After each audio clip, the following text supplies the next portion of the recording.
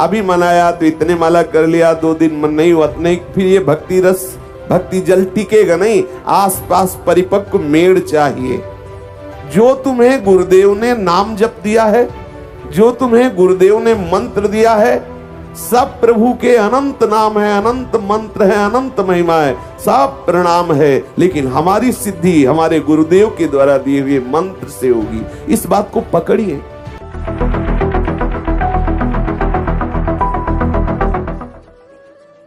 ऐसे ही जो भगवत भक्त है उसको मेड़ रूप से नियम बनाने चाहिए। गुरुदेव की कृपा प्रसाद से नियम के अनुसार भक्ति करनी चाहिए। मन माने नहीं, अभी मनाया तो इतने माला कर लिया, 2 दिन मन नहीं हुआ नहीं, फिर ये भक्ति रस भक्ति जल टिकेगा नहीं। आसपास परिपक्व मेड़ चाहिए। उस भक्ति जल को सुरक्षित रखने के लिए किनारा मजबूत चाहिए, नहीं तो फिर वो प्रवाह में बह जाएगा। जहां लहरें आएंगी, वायु का धक्का लगेगा, बह जाएगा। यदि आपका नियम दृढ़ नहीं है, गुरुदेव के द्वारा दी हुई परिपक्व उपासना पद्धति दृढ़ता पूर्वक नहीं कर रहे, तो यह माया की वायु आएगी और ऐसी कोई न कोई तरंग आएगी जो आपके मन को भक्ति रहित करने वाले आचरणों में फंसा देगी। बहुत ये ध्यान देने योग्य विषय है। गुरुदेव की कृपा से भक्ति रंग हृदय में जागृत हो रहा, तो आसपास मेड़ मजबूत होनी चाहिए। सरोवर की मेड़ मजबूत है तो जल सुरक्षित है। मेड़ है नियमावली, दृढ़ नियम। जो नियम लिया है उसे ठीक से निर्वाह करना।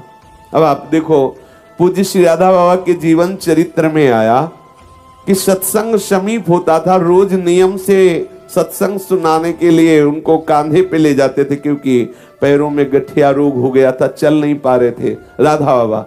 एक दिन जो ले जा रहे थे उन्होंने उदासीनता दिखाई।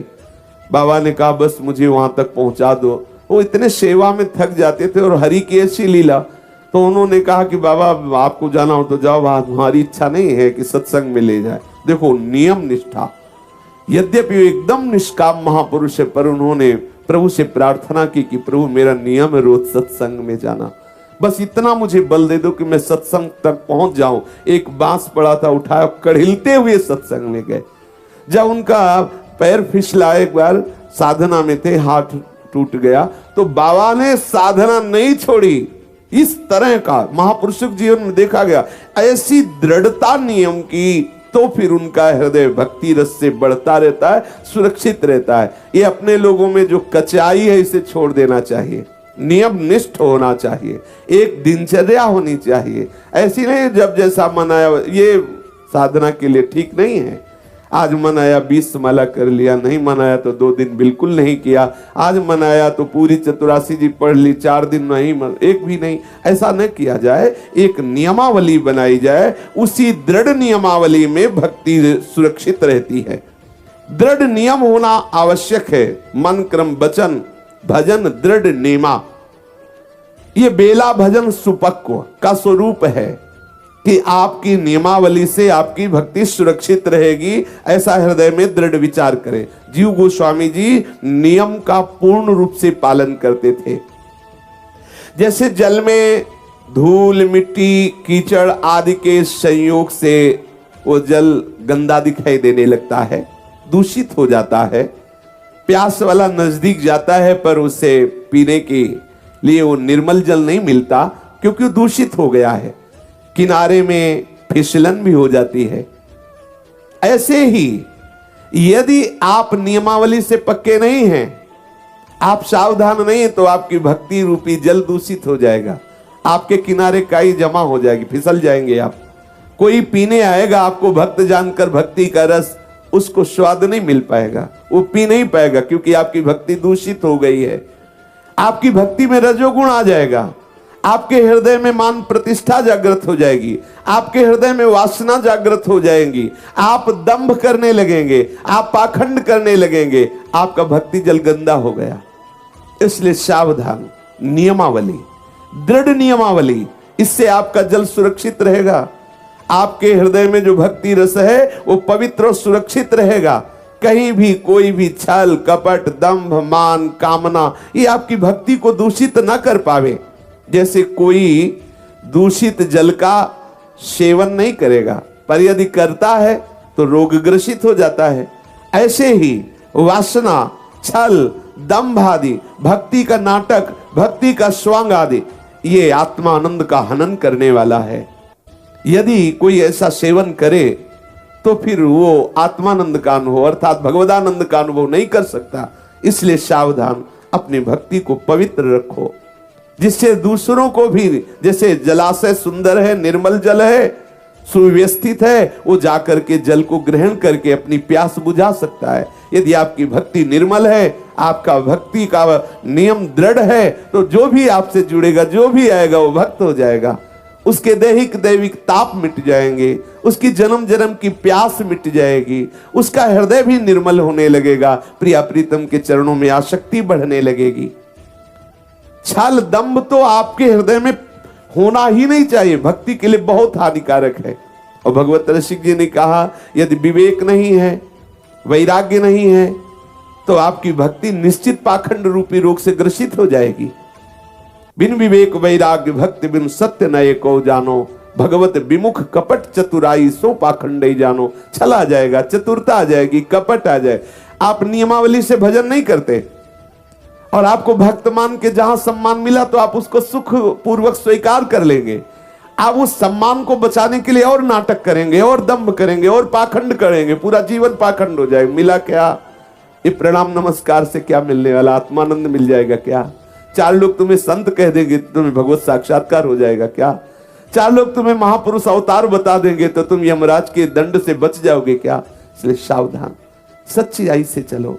हरि दुलार करें, भले सब निंदा करें, क्या फर्क पड़ता है? और सब तुम्हारी जय जयकार करें, हरि से विमुख हो, क्या लाभ? क्या मिला? क्या लाभ मिला? इसलिए अपने प्रीतम को रिझा। सच्ची बात, क्या होगा इससे? होगा क्या? चार लोग कह दिए महात्मा हो, हृदय काम क्रोध से जल रहा, क्या महात्मा? चार लोग कह रहे हैं अरे आप तो अवतार हो, और यहाँ पिटाई हो रही है, अंदर से जल रहा है। बाहर से अवतार भले पूज रहा है और अंदर से मलमूत्रों के द्वार में भटक रहा है, क्या अवतार? बहुत सावधान। सच्चे महात्मा बनने के लिए नियमावली की आवश्यकता, दृढ़ नियम, और नियम में बहुत सामर्थ्य है।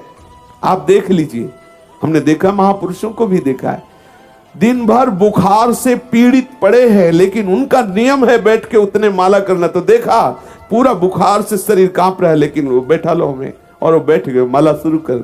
आश्चर्य हुआ कि यहाँ तो जरा सा हो जाए तो लगेगा छोड़ो सब, हाँ अब तो बीमार है ना अपने आप, लेकिन वो बीमार है, वास्तविक बीमार है, वृद्ध शरीर है, चलने में असमर्थ है। बुला के कहते बैठा लो हमें, दीवार से लगा के बैठा दो, नियमावली पूरा करना है। पकड़ो हमें, परिक्रमा मार्ग ले चलो, दंडवत कराओ चलकर, आश्चर्य होता। पकड़ो हमें, ठाकुर की 4 परिक्रमा करवाओ, चरणामृत लाओ। बोले बाबा वो चरणामृत तो खत्म हो गया। हाँ तो ठीक है, कोई बात नहीं, अब कल पाएंगे। नियमावली, बिना चरणामृत मुख में रखे प्रसाद नहीं। आश्चर्य हुआ उनकी नियमावली देख करके। दूसरे दिन जब ऐसा नहीं कि स्नान करवाओ लाओ चरणामृत, ऐसा नहीं, अब दूसरे दिन जब स्नान होगा ठाकुर का, चरणामृत लेंगे तब प्रसाद पाएंगे। नियमावली होनी चाहिए, नहीं तो आपकी भक्ति छल से, दंभ से, अभिमान से युक्त हो जाएगी, दूषित हो जाएगी। सावधान रहिए, कहीं काई न लग जाए। काई कहते हैं फिसलन वाला, जल में जब काई होती है ना, उसके समीप कोई भी आता है तो फिसल जाता है।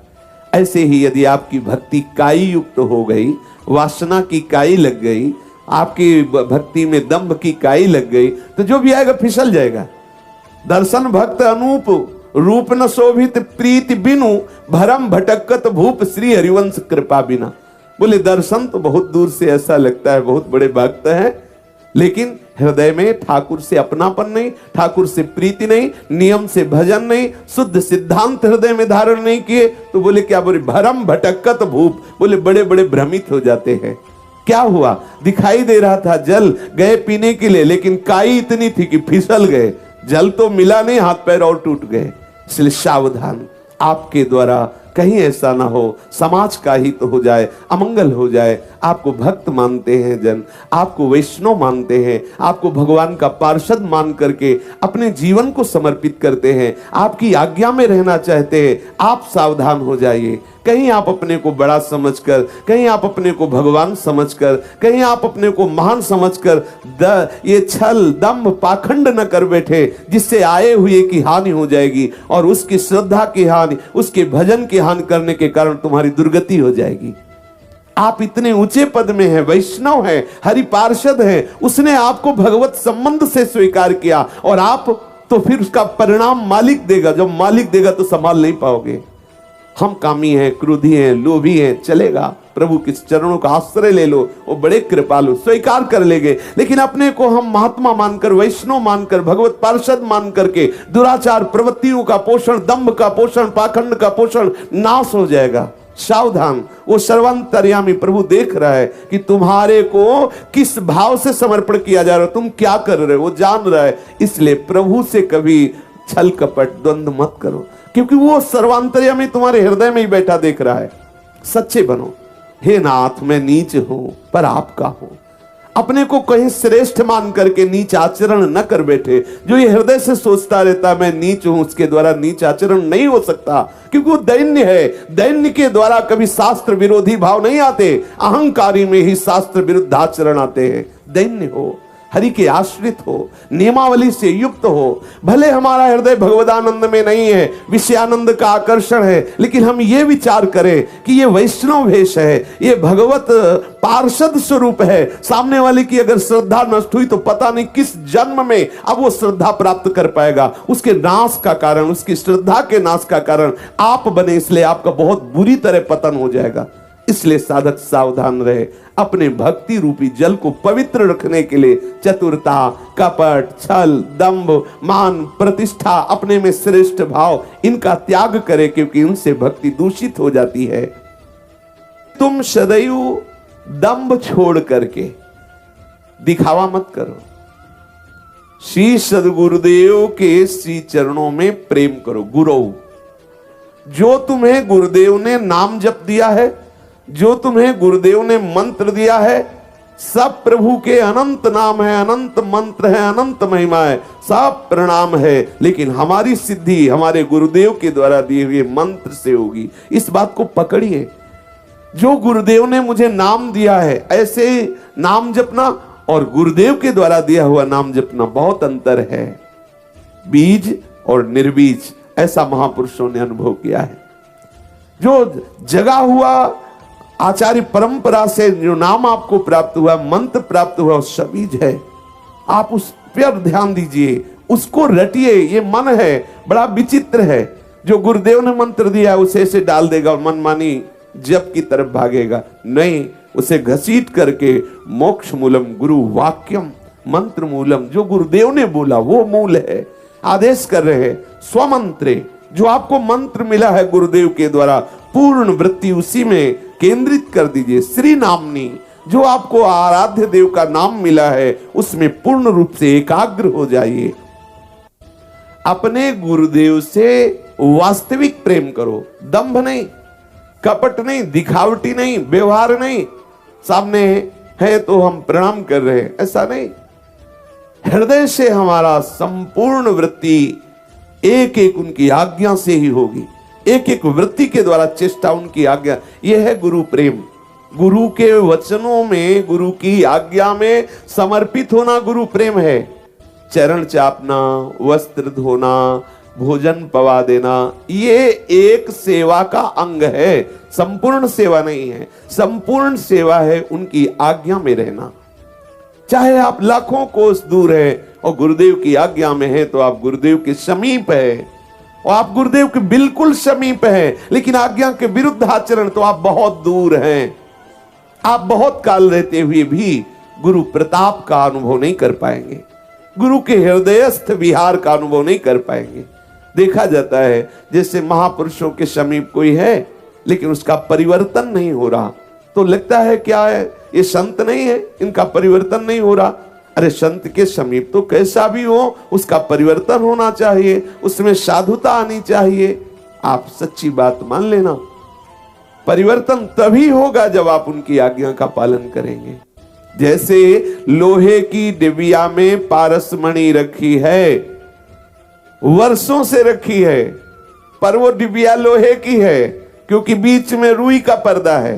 अगर रुई का पर्दा हटा दो तो 1 सेकेंड में वो सोना बना दे।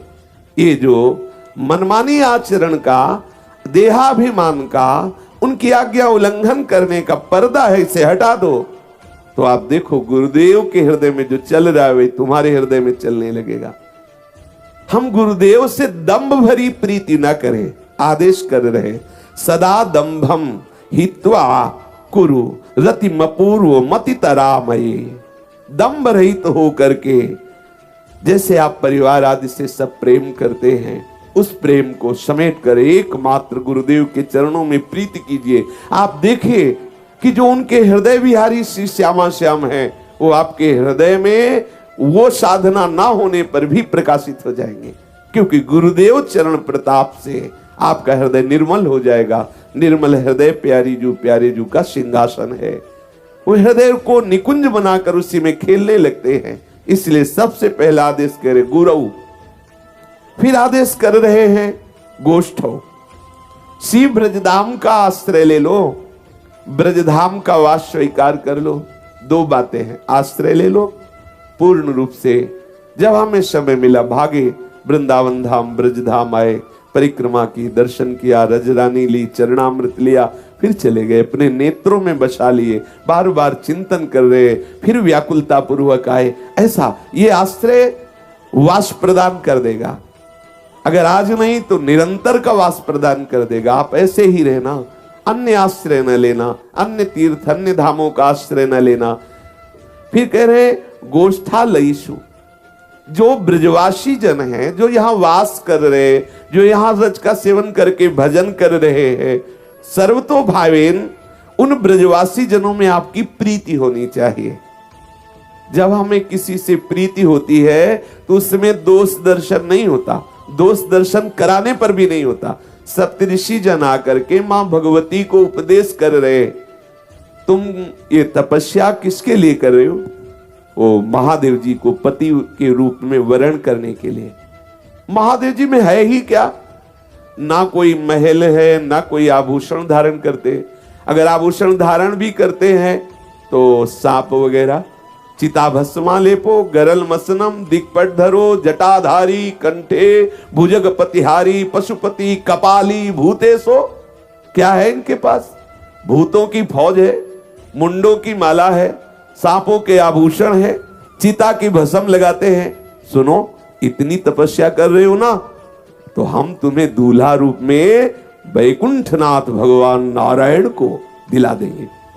आप देख लीजिए, ये प्रीति का स्वभाव है। भगवती जानते हो क्या बोले? महादेव अवगुण भवन, एक को गुण नहीं आप जैसा वर्णन करते हो, मैं मान गई। महादेव अवगुण भवन, विष्णु सकल गुण खान। माना भगवान विष्णु श्री हरि नारायण सब गुणों की खान है, लेकिन जेहि कर मन जेहि सन रमे तेहि तेहि सन काम। अब तो कोटि जन्म लग रगर हमारी, बरऊं शंभु न तरहूं कुमारी। यह है प्रीति। जो इस ब्रज में वास करने वाले हैं उनसे प्रीति करो। प्रीति का तात्पर्य है उनमें भगवत भावना करके कभी उन पर दोष भावना लाओ। जिससे प्रीति होती है उसमें सद्गुण दिखाई देते हैं, उसमें प्यार दिखाई देता है। ये हमारे प्रभु के जन, बस इतना मानकर प्रीति करनी है। गुरु के चरणों में समर्पण, ब्रज का वास या ब्रज का आश्रय, ब्रजवासी जनों से प्रीति और सुजने। सुजन कहते हैं वैष्णव जनों को। हमारे सुजन कौन है? संसार में सुजन स्नेही संबंधियों को मानते हैं, लेकिन अपने को किसको मानना है? वैष्णव जनों। हमारे सुजन कौन है? हमारे स्नेही संबंधी कौन है? ये वैष्णव जन, हरि पार्षद जन। ये हमारे रिश्तेदार हैं, यही हमारे नातेदार हैं, यही हमारे परिवार के हैं, यही हमारे प्यारे जन हैं। सुजन, इनसे प्यार करो। भगवत प्रेमी महात्मा जनों को अपने परिवार का मानो, अपनी पंक्ति का मानो। हम सो इन साधुन सो पंगति। ये हमारे परिवार के हैं, ये हमारी पंक्ति के हैं, ये हमारे स्नेही संबंधी हैं, ये हमारे सर्वस्व हैं। ऐसी भावना करो। और कह रहे हैं भूसुर गणे। वैसे शास्त्र सिद्धांत में भूसुर कहते हैं ब्राह्मणों को।